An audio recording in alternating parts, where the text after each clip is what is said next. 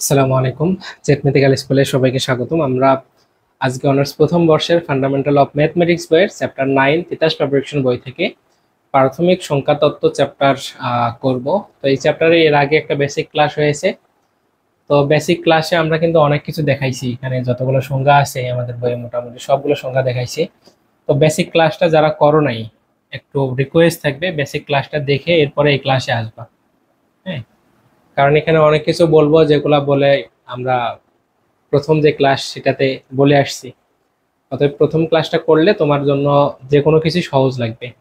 তো এখন আমরা আজকে এই চ্যাপ্টারের মোটামুটি যে থিওরি ম্যাথগুলো আছে সবগুলাই দেখার চেষ্টা করব, দেখি কতদূর পারি আর কি। যদি দুই একটা বাকি থাকে তাহলে নেক্সট ক্লাসে ইনশাল্লাহ। তো এখানে আমাদের যে থিওরি নাম্বার 8 এর 1 নাম্বারটা আমাদের পরীক্ষায় মাঝে মাঝেই আসে, খুব গুরুত্বপূর্ণ। তাহলে থিওরি নাম্বার 1 যেটা আছে এটাকে প্রথমে আমরা করব।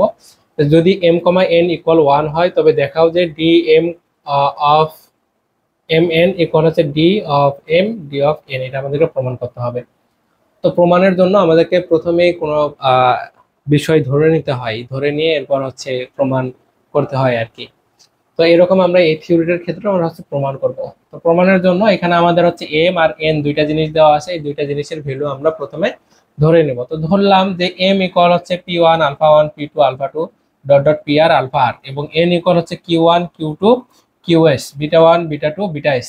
হ্যাঁ, এখন তোমরা এই আকারের যে কোনো চলক এখানে ধরতে পারো, পি এর পরিবর্তে কিউ এর পরিবর্তে এস ডি যা ইচ্ছা ধরতে পারো, সমস্যা নাই। তবে বইয়ে পি কিউ দিয়েই ধরা হয় আর কি। তো এটা নিতে পারলে ভালো। আর পাওয়ার আকারে আলফা 1 আলফা 2 এভাবে আর পর্যন্ত যাবে, বিটা আর এস পর্যন্ত যাবে। যেহেতু এখানে m,n=1 দেওয়া আছে, এই কারণে আমরা বলবো যে p1 p2 dot dot P R q1 q2 dot dot Q S ভিন্ন ভিন্ন মৌলিক সংখ্যা। এই জায়গাটা একটু লক্ষ্য করো, এটার কারণে আমরা এগুলারে বলতে পারতেছি যে এটা কি ভিন্ন ভিন্ন মৌলিক সংখ্যা। এখানে একটা বিষয় দেখো যে এম এর ভ্যালু এগুলা তোমার p1 p2 পি আর, এরপর q1 q2 qs।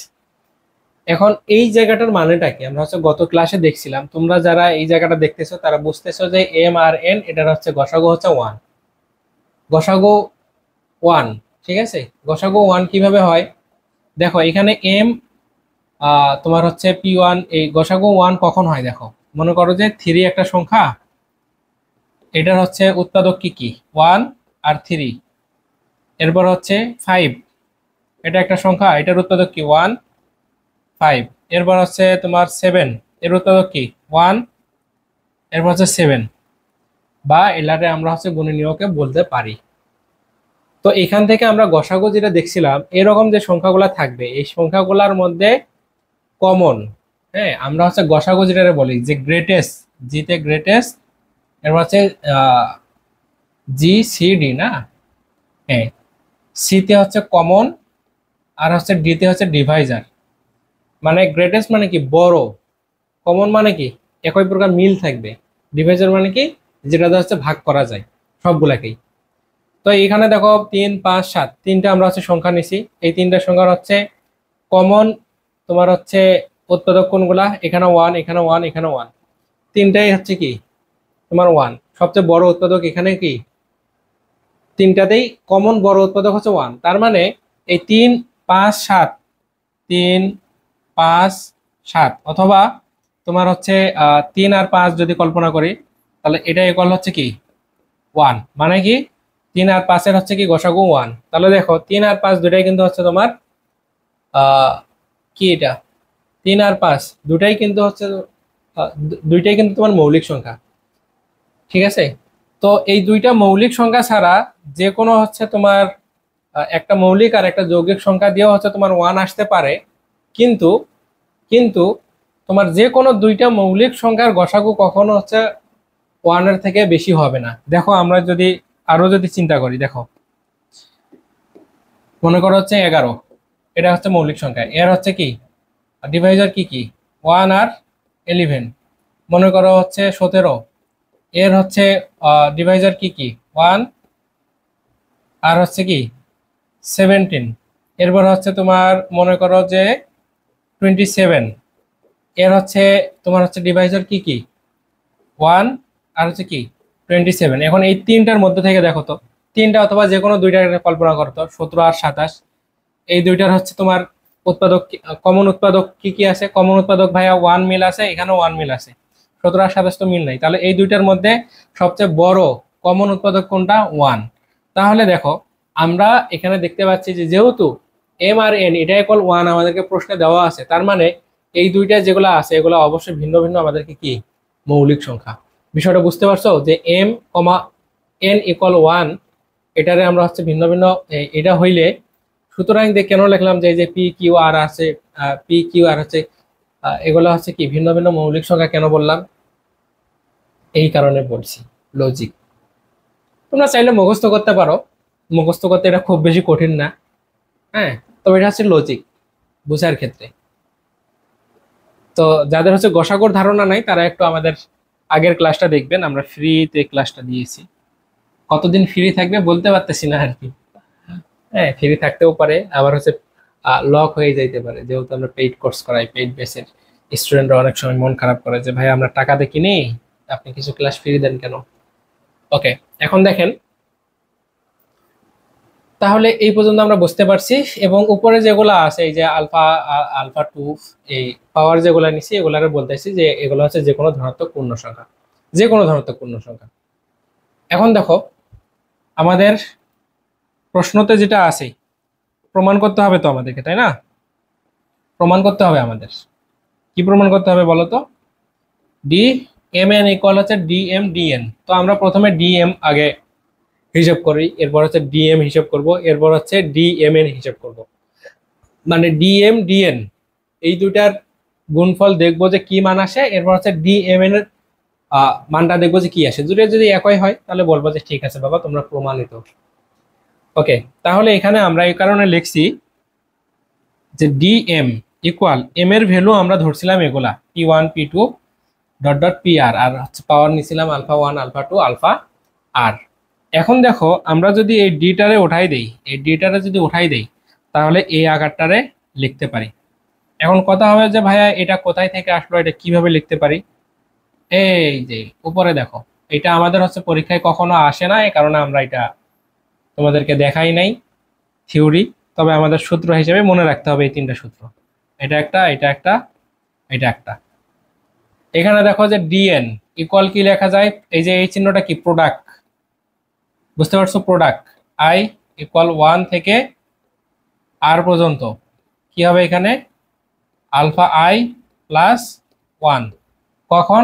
যখন হচ্ছে তোমার এই যে P1 P2 PR, যেখানে পি কিউ আর হচ্ছে ভিন্ন ভিন্ন মৌলিক সংখ্যা, তখন আমরা এই সূত্রটা অ্যাপ্লাই করতে পারবো। তাহলে এই আলফা আলফা আই মানে কি? এই যে প্রোডাক্ট বুঝো, প্রোডাক্ট বুঝো, প্রোডাক্ট মানে হচ্ছে তোমার এই যে দেখো অনেকগুলার গুণফল থাকবে, যে আলফা প্রথমটা হচ্ছে 1 প্লাস 1 প্লাস আলফা 2 প্লাস 1, এভাবে গুণ চলবে শেষ পর্যন্ত। কতক্ষণ পর্যন্ত? আলফার মান আমরা সর্বশেষ পাবো আর, এটার বলা হয় প্রোডাক্ট। আর সামেশন কি? সামেশন হইলে যোগ হবে। এখানে যদি প্রোডাক্ট না থাকে, যদি সামেশন থাকতো তখন এই যে মাঝখানে যোগ দিতাম, মাঝখানে যোগ দিতাম, এভাবে চলতো। তো আশা করি তোমরা হচ্ছে প্রোডাক্ট আর সামেশন বিষয়টা বোঝো, যেহেতু বড় হয়েছে, তারপরও ফার্স্ট ইয়ার তো মনে হয় যে বোঝো না। তো ঠিক আছে, দেখো তাহলে এই অনুযায়ী আমরা আমাদের যে হচ্ছে প্রশ্ন, এই প্রশ্নের এই জায়গাটা এখন হচ্ছে এক্সপ্যান্ড করতে পারবো। তাহলে এখানে আমাদের যেহেতু হচ্ছে এই কি করছি রে, প্রশ্ন তো কি গেছি, এটা তো আমাদের অ্যান্সার, হ্যাঁ। তাহলে দেখো এখানে আমাদের এম এর মান ছিল এইটা, এটা লিখছি।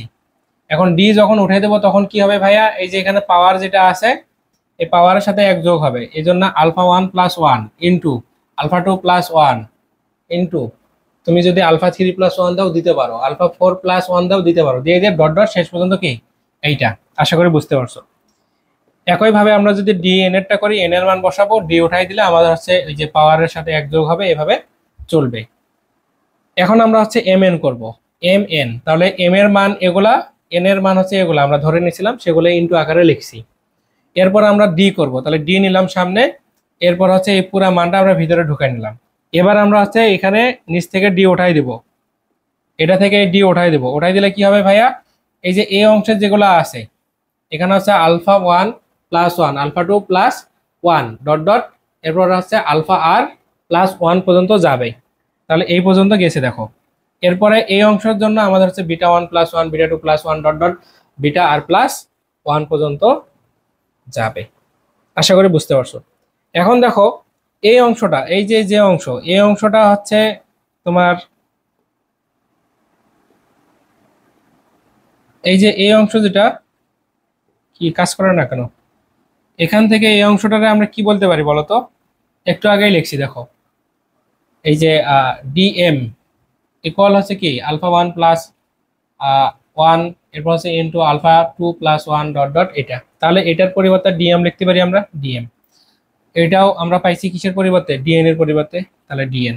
তাহলে দেখো তো ডিএমএন ইকুয়াল হচ্ছে ডিএমএন হয়েছে, প্রমাণিত। বলো বলো তো ভাইয়া প্রমাণিত, কমেন্টে বলো তো যে ভাইয়া প্রমাণিত, বলতে পারো? বলো। তো ওখানে যদি আমাদের ডি ইকুয়াল টাও হয়, মানে প্রশ্নতে যদি কখনো ডির পরিবর্তে যদি হচ্ছে টাও করতে বলে, তাহলে একই সিস্টেমে আমরা করব, যেটা আছে সেটাই করব। ওকে, অথবা তোমরা তোমরা বলতে যে সিস্টেমে করছি, যখন যেটা ব্যবহার করছি, খালি টির জায়গায় টাওয়ে রিপ্লেস করবা, তাহলেই হয়ে যাবে। ওকে, তাহলে আমরা শেষ করলাম।